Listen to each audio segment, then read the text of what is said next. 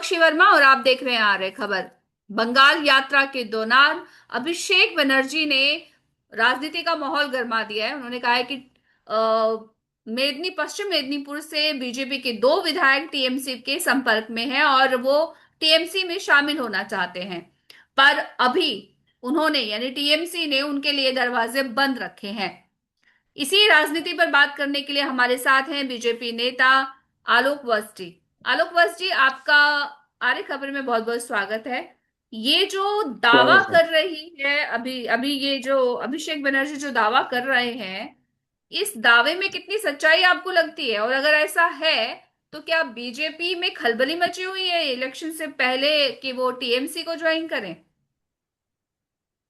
देखिए रीता जी, ये कलयुग है और इस कलयुग में सारे मापदंड उल्टे हो गए हैं। सुचिता, संस्कार, सत्यता पर अगर जाएंगी तो आप बहुत निराश होंगी। कौन पॉलिटिकली मैरिज कर लेगा और कौन पॉलिटिकली डाइवोर्स कर देगा किसके साथ, ये शायद भगवान भी नहीं प्रेडिक्ट कर पाएंगे। आप तो बहुत एक्सपीरियंस पत्रकार हैं, ये अब किसी के बस की बात नहीं है। ये लेकिन पॉलिटिक्स इशारों ऑफ इशारों कन्वीनियंस में हो गए। इशारों इशारों में अभिषेक बनर्जी ने जिन दो विधायकों का नाम लिया है वो हिरणमय चट्टोपाध्याय और शीतल कपाट हैं। तो ये जो नहीं, नाम कोई के भी लिए हो, इशारा। चट्टोपाध्याय, बंदोपाध्याय, चटर्जी, बनर्जी, उससे कोई मतलब नहीं है। किन कारणों से लोग दल बदलू होते हैं ये भी आपसे छिपा हुआ नहीं है। तो अगर किसी को इसके पहले भी बीजेपी के कुछ लोग गए हैं तृणमूल कांग्रेस में। वो जो एक सिंगर थे, फेमस ऑल इंडिया लेवल के सिंगर थे, बाबुल सुप्रियो, वो हमारे एमपी भी हुए, हमारे मिनिस्टर भी हुए। अब बाद में वो चले गए टीएमसी में। कीर्ति आजाद भी हैं, शत्रुघ्न सिन्हा जी भी हैं। तो पॉलिटिक्स ऑफ कन्वीनियंस है कि येन केन प्रकारेण की तिलांजलि देनी हो, चाहे सत्यता की तिलांजलि देनी हो। इसलिए अब ये सब कोई मतलब नहीं रखता है।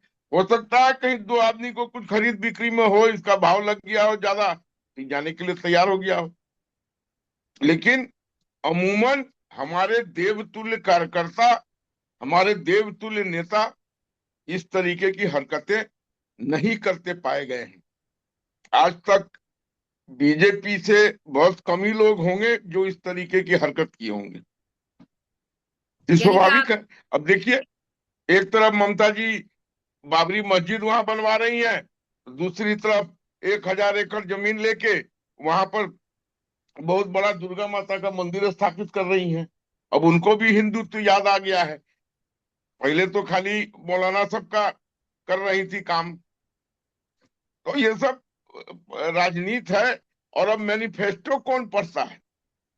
हमारे यहाँ एक से एक लोग हैं, सब जो कार्यरत है पॉलिटिकली, काफी साउंड भी हैं। तो वो सब कोई नहीं पढ़ता है। मेरा कुछ दिन लेकिन जिस पहले तरह मेरे से कुछ अपने साथ जो जो मेरे सवाल कुछ मैंने आपसे। साथियों से बात हो रही थी। जी। मेरे कुछ साथियों से बात हो रही थी, सुशील शर्मा जी से, गौतम निगम से और रितेश भारती से। मैंने बोला भाई मैनिफेस्टो किस किस का पढ़े हो? बोला नहीं नहीं सर, ये सब हम लोग नहीं पढ़ते हैं। कौन क्या दे रहा है पता कर लेते हैं, और जो ज्यादा दे रहा है उसी को वोट कर देते हैं। तो अब जब पॉलिटिक्स यही हो गया है कि मैनिफेस्टो पढ़ना ही नहीं है, मैनिफेस्टो में क्या लिखा है वो जानना ही नहीं है, कौन क्या दे रहा है उसी पर तय कर देना है अपना वोट। अब क्या क्या क्या करें इसका? ममता बनर्जी को मालूम है इस बार कि बीजेपी से उनको बहुत कड़ा टक्कर मिलने वाला है। और उनका जो वोट बैंक था वो रोहिंग्या और बांग्लादेशियों का, उस वो भी एसआईआर के शिकंजे में है। आपने देखा ना कैसी घुड़दौड़ लगी हुई थी बांग्लादेश के लाइन पर। 415 किलोमीटर फेंसिंग नहीं हुआ, इसकी साक्षात जिम्मेवार है ममता बनर्जी। उनको जमीन अधिग्रहण करके देना था भारत सरकार को, जहां पर फेंसिंग की प्रक्रिया पूरी होती। आज आज तक नहीं दी है, क्योंकि उधर से वो इन लोगों को टपा रही है इधर। नहीं, मैं तो ये ये इसलिए सारी पूछ रही थी कि जैसे इलेक्शन से पहले अभिषेक बनर्जी की बंगाल यात्रा जो निकल रही है उसमें जिस तरह के ये दावे किए गए हैं, तो एक तरह की एक राजनीति तो ही कि बीजेपी के विधायक जो हैं वो टीएमसी ज्वाइन करना चाहते हैं। तो ये आपके लिए थोड़ा सा अचंभे वाली बात है, या आपने मतलब आपको ये जानकारी, ऐसा है कि ये जानकारी उनकी गलत है या फिर वो दावे देखिए, जो है गलत कर रहे हैं? हमारे जानकारी में तो अभी नहीं है कि कोई विधायक जाने वाला है। लेकिन जब इस तरीके की बात उठ रही है तो धुआं बगैर आग के नहीं उठता है। होगा, कुछ लोगों की खरीद बिक्री हो रही होगी, मिलेगा मोटा माल तो चले जाएंगे।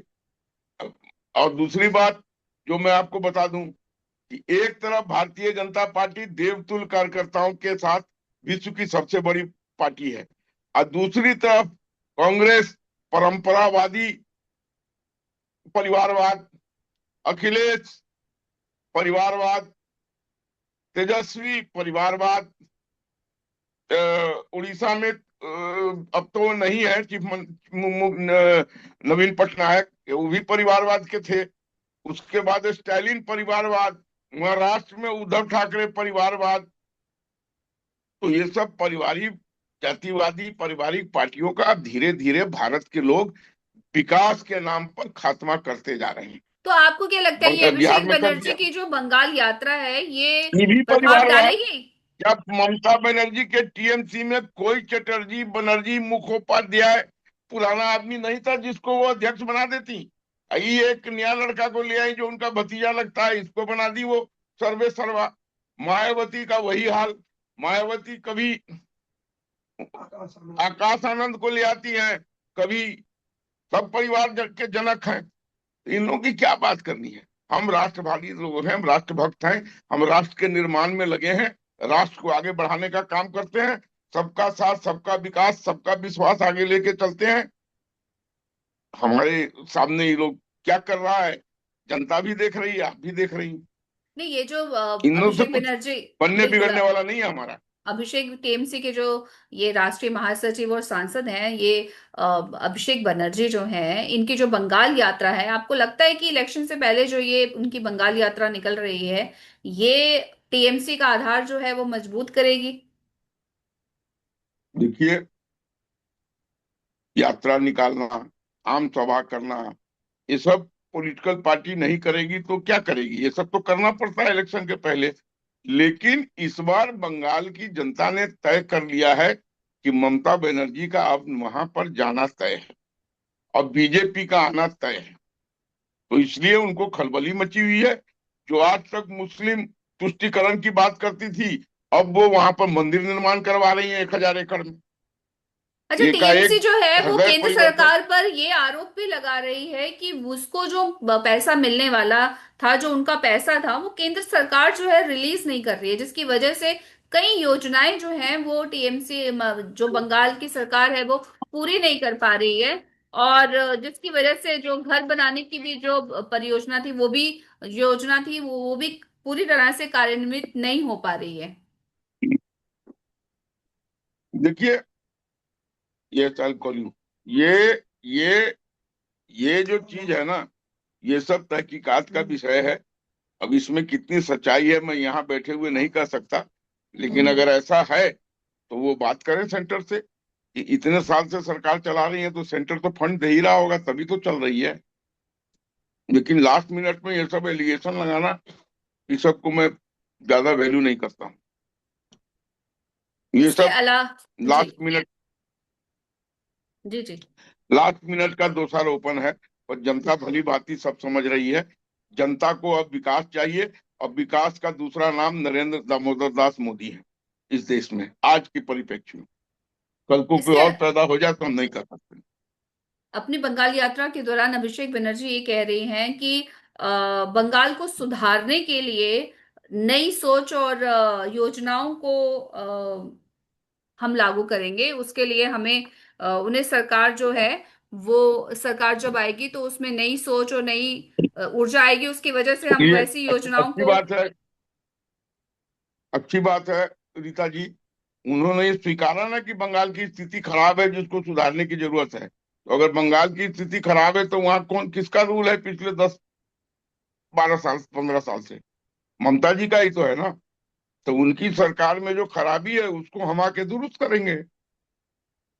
इनको मौका नहीं मिलेगा कि चाहे यात्रा निकाले, चाहे मंदिर बनाए, चाहे कुछ भी करें। शेर की शेर का खाल ओढ़ के गिदड़ शेर नहीं बन जाएगा। नरेंद्र मोदी ने विकास की धारा बहाई है, अविरल धारा बहाई है, निरंतर धारा बहाई है, प्रवाह के साथ धारा बहाई है। उसके साथ यहाँ के लोगों के जन कल्याण कार्य भी किए हैं। अब किसी भी गांव की महिलाओं का तो 4 बजे रात में अंधेरे में उठकर गांव में शौच के लिए नहीं जाना पड़ता है। सबके पास टॉयलेट है, चाहे हिंदू हो चाहे मुसलमान हो। इसमें भी हमने भेदभाव नहीं बरता है। लेकिन हाँ, अपीजमेंट की पॉलिसी नहीं करते हैं। टोपी खा के हम बिरयानी, टोपी पहन के हम बिरयानी खाने नहीं जाते हैं। सबको समान दृष्टि से देखते हैं और वो देखते रहेंगे। कौन सी हमारी जन कल्याणकारी है कार्य है जिसमें मुसलमानों को नहीं भागीदारी हुई है? 36% ने शौचालय लिया है, 41% राशन ले रहे हैं, 35% ने रसोई गैस लिया है, और 100% ने जो उसकी पात्रता थी वो मेडिकल की फैसिलिटी 5 लाख का ले रहे हैं। अगर हमको भेदभाव होता तो उनको नहीं देते ना। बिल्कुल। हमारे करनी और कसनी में अंतर नहीं है। बिल्कुल, जिस तरह से ये बंगाल के इलेक्शन में रोज नई बातें आ रही हैं, ये तो इलेक्शन में ही पता चलेगा कि आखिर ये बंगाल के सत्ता की चाबी किसके पास जाएगी। इस पूरी चर्चा में हमारे साथ जुड़ने के लिए आपका बहुत बहुत धन्यवाद। धन्यवाद।